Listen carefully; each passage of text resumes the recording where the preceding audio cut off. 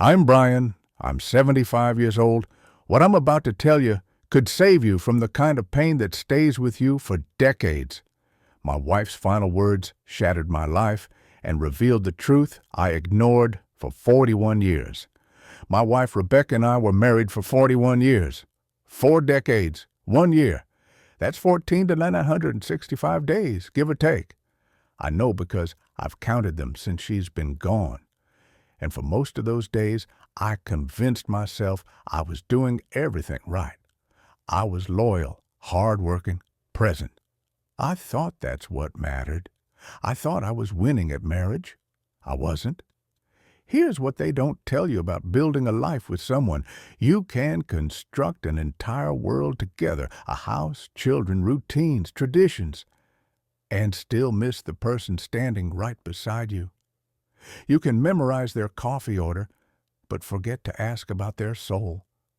Rebecca died 5 years ago. A stroke. Sudden and cruel.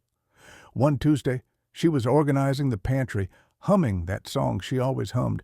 By Thursday, she was gone, just like that.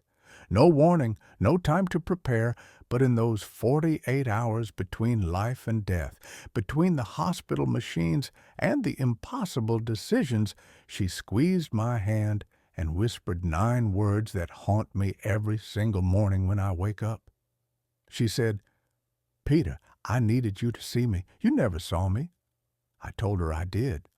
I protested. I listed everything I knew about her, her favorite flower, her shoe size, how she liked her toast. But she just smiled that sad, knowing smile and closed her eyes. She was right, of course. I'd been looking at her for 41 years without actually seeing her. Let me explain what I mean, because this is the part I need you to understand. For decades, Rebecca would share things with me, not big things, small things. She'd tell me about a book that moved her. She'd mention wanting to learn Italian. She'd describe a dream she had. She'd try to explain why a certain piece of music made her cry, and I'd nod. I'd say, "That's nice," or "maybe someday," or "interesting." Then I'd go back to whatever I was doing, the newspaper, my emails, the game on TV. I thought I was listening, but listening isn't just hearing words and waiting for your turn to talk. Listening is leaning in. It's asking follow-up questions. It's caring enough to remember the details weeks later. I didn't do that. I collected information about Rebecca like data points. I knew the facts of her life, but I never really understood the landscape of her heart. She loved poetry. Did you know that? I didn't. Not really. I knew she read poems sometimes, but I never asked why.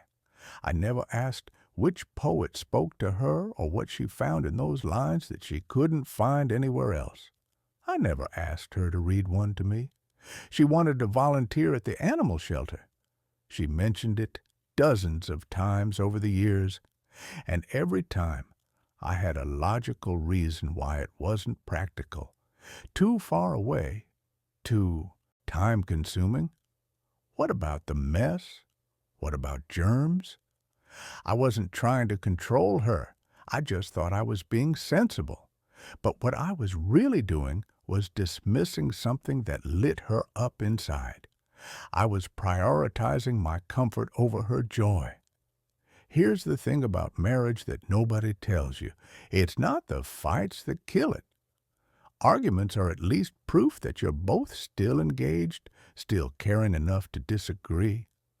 What kills marriage is indifference disguised as contentment. It's the slow shift from "I'm interested in you" to "I know everything about you" to "I'm not paying attention anymore because I assume you'll always be here." Rebecca and I rarely fought. I used to think that was a good thing. Now I realize it might have been a warning sign. We weren't fighting because we'd stopped negotiating, stopped challenging each other, stopped being vulnerable enough to risk conflict. We became efficient. We ran our household like a small business. Who's picking up groceries? Did you pay the electric bill? What time is dinner? We communicated constantly but never really talked. And Rebecca, being Rebecca, she adapted. She's brilliant at adapting, at making herself smaller to fit the space I left for her. She stopped sharing her poems.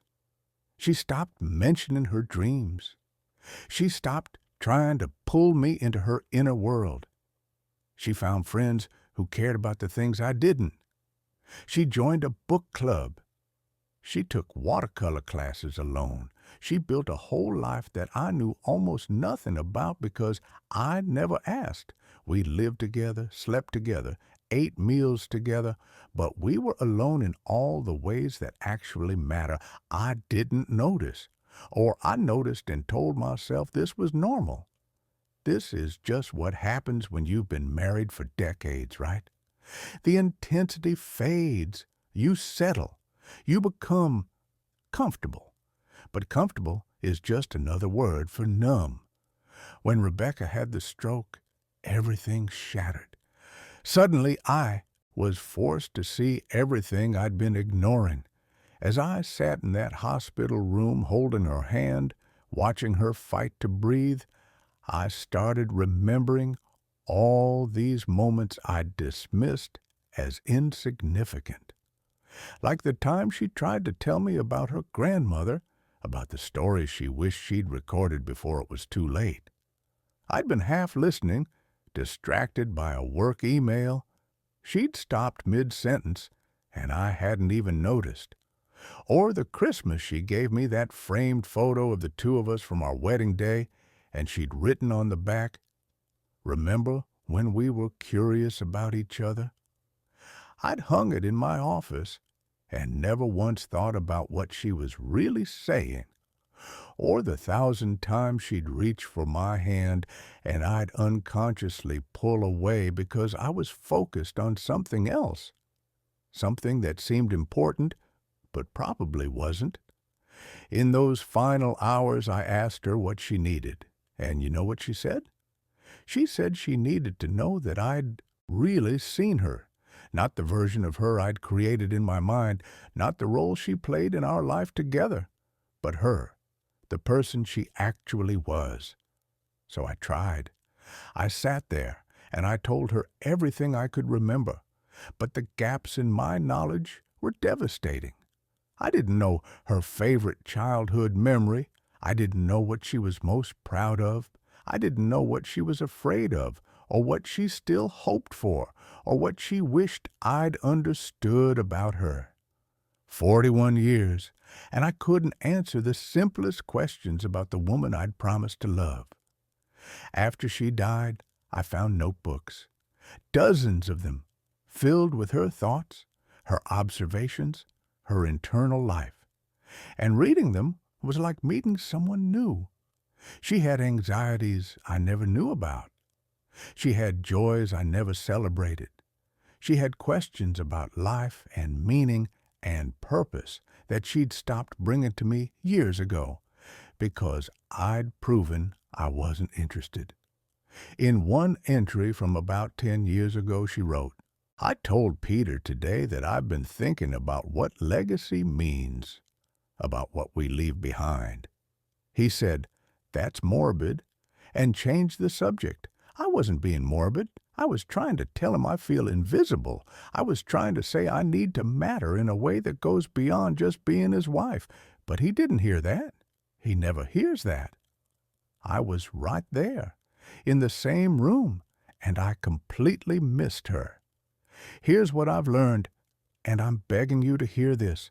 The greatest betrayal in a relationship isn't infidelity or cruelty. It's invisibility. It's looking at someone every day without actually seeing them. It's being so certain you know someone that you stop discovering them. People change. Every single day we're all changing, growing, learning, hurting, healing. The person you married 10 years ago isn't exactly the same person you're married to today. And that's beautiful, but only if you're paying attention. If you're in a relationship right now, I want you to stop and think. When's the last time you asked your partner a question you didn't already know the answer to? When's the last time you were surprised by something they said? When's the last time you put down your phone, turned off the TV, and gave them your complete, undivided attention? If you can't remember, you're making my mistake. You're sleepwalking through the most important relationship of your life. Your partner isn't a fixture. They're not furniture. They're a living, evolving human being with depths you haven't explored and dreams you haven't heard and fears you haven't acknowledged. Rebecca needed me to be curious about her, not just familiar with her. She needed me to care about her internal world, not just her daily schedule. She needed me to see her as someone still becoming, not someone I'd already figured out. I failed her in that. You know what I think about most? It's not the big milestones I missed. It's the Tuesday afternoons, the ordinary moments when she tried to connect, and I was too distracted or too tired or too comfortable to really engage. It's the time she asked me what I thought about when I thought about us, and I'd said, I don't know. I guess I don't really think about it much. And she went quiet for the rest of the night. It's the evening she wanted to drive to the coast to watch the sunset, and I said it was too late, too far, too impractical. We could watch it from our backyard. But that wasn't what she wanted. She wanted the adventure. She wanted me to choose spontaneity and beauty over convenience. She wanted me to choose her. I didn't. After Rebecca died, people told me I was a devoted husband. They saw me at the hospital every day. They knew I'd rearranged my whole life when she got sick. And they thought that meant I'd loved her well. But devotion in crisis doesn't erase negligence in normalcy. Being there at the end doesn't make up for being absent in the middle. A good partner isn't someone who shows up when things fall apart. A good partner is someone who shows up on random Tuesdays and says, "Tell me what you're thinking about." Someone who remembers the small things you mentioned months ago. Someone who sees you changing and loves getting to know the new versions of you. I wasn't that person. I was reliable and responsible, but I wasn't curious. I wasn't engaged. I wasn't truly present. 5 years later, I still find pieces of Rebecca I never knew. A recipe she'd written in the margins of a cookbook with a note. This was my mother's. I wish Peter had asked me to make it. I never knew that. I never asked about her mother's cooking or what memories it held or why it mattered. I found a list she'd made called Things I Want to Do Before I'm 60. She'd turned 63 months before she died. The list had 17 items. She'd only checked off 2. Most of them were small. Learn to tango, visit the Grand Canyon, take a pottery class, read all of Dickens, plant a vegetable garden. None of them required me to do anything. She wasn't asking me to change. She just wanted me to witness her doing these things, to support them, to ask her about them, to care. I didn't even know the list existed. Here's what I'm trying to tell you. You don't get unlimited chances. You don't get to assume there will always be more time. One day, the person you love will be gone, and you'll be left with all the conversations you didn't have, all the questions you didn't ask, all the times you chose your phone over their face. And you won't be able to fix it. You won't get a second chance. You'll just have to live with the weight of knowing you had something precious and you didn't treasure it the way it deserved. If you love someone, see them. Really see them. Not the version you've constructed in your head. Not the role they play in your life. but the actual person they are right now, in this moment, still changing, still growing, still hoping you'll notice. Ask them questions. Listen to the answers. Remember what they tell you. Care about what they care about, not because you have to, but because they're the person you chose and they deserve to be known. Be curious. Be present. Be intentional about witnessing their life, not just sharing space with them. Don't make my mistake. Don't spend decades with someone and still miss them entirely. Don't wait until they're dying to finally ask who they really are. I keep a photo of Rebecca on my desk. It's from our 15th anniversary. She's looking at something off camera, smiling at something I can't see in the frame. And I look at it and think about all the moments she was looking at something, thinking about something, feeling something, and I never asked what it was. I had 41 years with an extraordinary woman, and I barely scratched the surface of who she was. Rebecca was right. I never really saw her. And now, it's too late. Don't let it be too late for you. The person you love is right there, right now, waiting to be seen.